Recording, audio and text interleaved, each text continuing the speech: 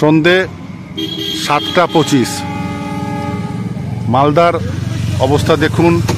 এখন আমি মহানন্দা পল্লীতে আছি, আমার বাড়ি মহানন্দা পল্লীতে। দেখুন অবস্থা, দেখুন কুয়াশার অবস্থা একবার দেখুন। পুরো দার্জিলিং হয়ে গেছে, পুরো দার্জিলিং দেখতে পাচ্ছেন। মহাদেব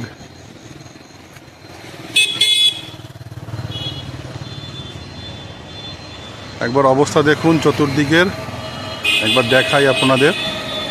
এই সুন্দর দৃশ্য আপনাদের না দেখিয়ে পারলাম না। গাড়িগুলো দেখুন, তাহলে বুঝতে পারবেন। গাড়ির লাইটগুলো শুধু একবার দেখুন, তাহলে বুঝতে পারবেন কুয়াশার অবস্থা কি। প্রচণ্ড কুয়াশা, একটু দূরেও কিছু দেখা যাচ্ছে না, এত কুয়াশা। রাস্তাঘাটও আস্তে আস্তে ফাঁকা হয়ে যাচ্ছে।